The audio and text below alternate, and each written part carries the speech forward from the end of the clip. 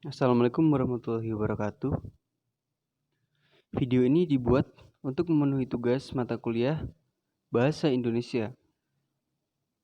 Video ini disusun oleh Yang pertama, Samudra LD Wacana dengan NIM 185 032 44 011. yang kedua, Aldi Lukmanda dengan NIM 18503241053. Berikut adalah sedikit penjelasan dari kami mengenai ragam, laras, dan variasi bahasa. Yang pertama, 1. Ragam bahasa. Ragam bahasa merupakan variasi penggunaan bahasa tergantung dari topik yang sedang dibicarakan dengan kawan bicara maupun pada saat situasi resmi. Ragam bahasa berdasarkan situasi. 1. Ragam formal. Ragam formal digunakan dalam situasi resmi.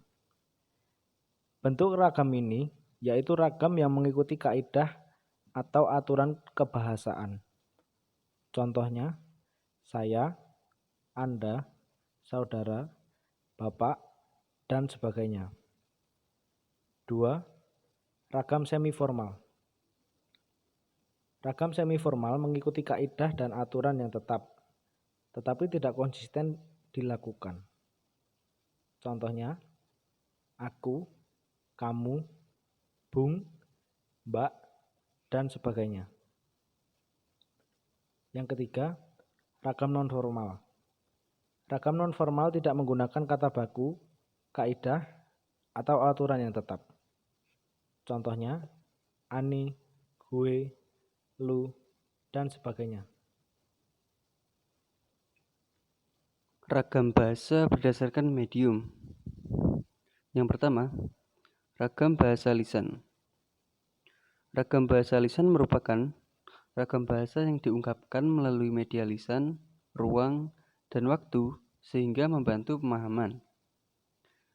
Ciri-ciri ragam bahasa lisan ialah yang pertama, memerlukan kehadiran orang lain. Kemudian, unsur gramatikal tidak dinyatakan secara lengkap. Yang ketiga, terkait ruang dan waktu. Dan yang terakhir, dipengaruhi tinggi rendahnya suara. Kelebihan ragam bahasa lisan. Yang pertama, dapat disesuaikan dengan situasi. Yang kedua, faktor efisiensi.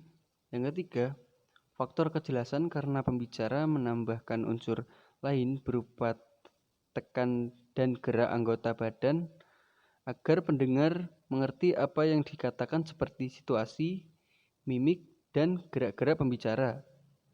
Yang keempat, faktor kecepatan. Pembicara segera melihat reaksi pendengar terhadap apa yang dibicarakannya. Kemudian yang kelima, lebih bebas bentuknya karena faktor situasi yang menjelaskan pengertian bahasa yang dituturkan oleh penutur. Dan yang terakhir, penggunaan bahasa lisan bisa didasarkan pengetahuan dan penafsiran dari informasi, audit, visual, dan kognitif. Kedua, ragam bahasa tulis. Merupakan ragam bahasa yang ditulis atau dicetak. Ciri-ciri ragam bahasa tulis. 1. Tidak memerlukan kehadiran orang lain. 2. Unsur gramatikal dinyatakan secara lengkap. Yang ketiga, tidak terikat ruang dan waktu. Yang keempat, dipengaruhi tanda baca atau ejaan.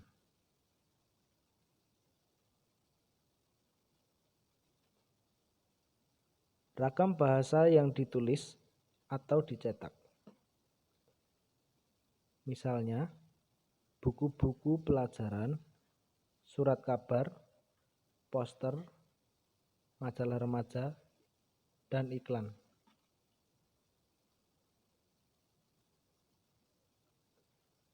Kelebihan ragam bahasa tulis, yaitu 1. Informasi yang disajikan bisa dipilih untuk dikemas sebagai media atau materi yang menarik dan menyenangkan. 2. Umumnya memiliki kedekatan budaya dengan kehidupan masyarakat. Yang ketiga, sebagai sarana memperkaya kosakata. Yang keempat, dapat digunakan untuk menyampaikan maksud, membeberkan informasi, atau mengungkap unsur-unsur emosi, sehingga mampu mencanggihkan wawasan pembaca.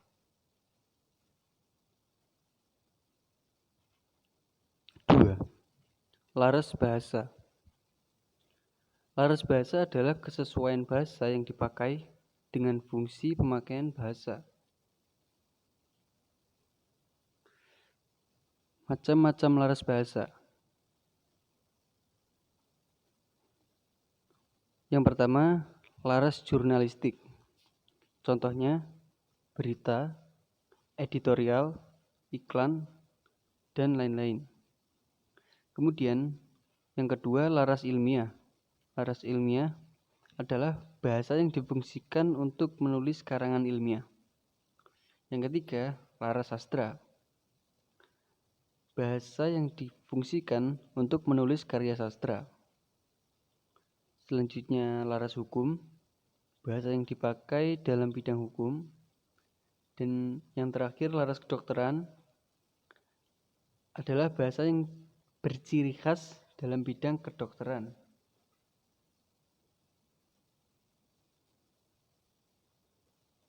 Tiga, variasi bahasa. Menurut Hartman dan Stork pada tahun 1972, membedakan variasi berdasarkan kriteria. 1. Latar belakang geografi dan sosial penutur. 2. Medium yang digunakan. 3. Pokok pembicaraan.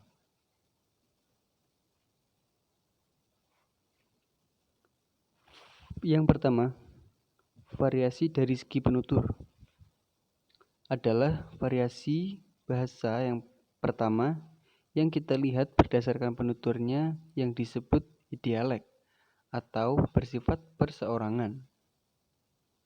Yang kedua, variasi dari segi pemakaian. Variasi dari segi pemakaian adalah variasi bahasa yang berkenaan dengan penggunaannya, pemakaiannya atau fungsinya yang disebut fungsi olek.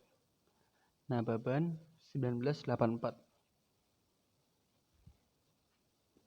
Variasi ini biasanya dibicarakan berdasarkan bidang penggunaan, gaya, atau tingkat keformalan dan sarana penggunaan.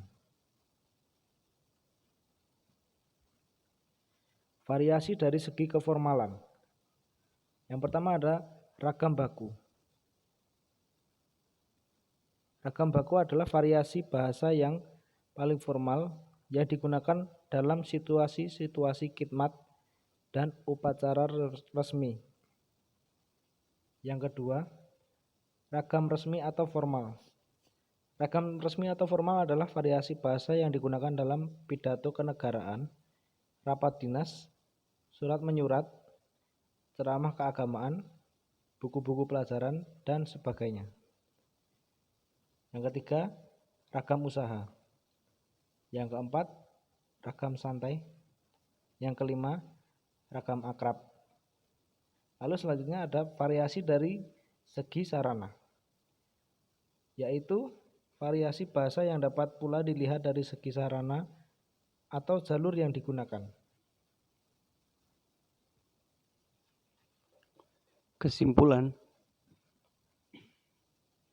Untuk kesimpulan dari penjelasan kami tentang ragam, laras, dan variasi bahasa adalah yang pertama, ragam bahasa adalah variasi penggunaan bahasa tergantung dari topik yang sedang dibicarakan dengan kawan bicara maupun pada saat situasi resmi. Terkadang, penggunaan bahasa yang ragam bahasa yang baik banyak digunakan oleh kalangan terdidik, pejabat, maupun kalangan pengusaha. Yang kedua, Sedangkan laras bahasa ialah kesesuaian bahasa yang dipakai dengan fungsi pemakaian bahasa. Kemudian, yang ketiga, variasi bahasa adalah sistem kebahasaan yang dibedakan berdasarkan faktor tertentu yang bisa berbentuk bahasa, dialek, laras, atau norma baku.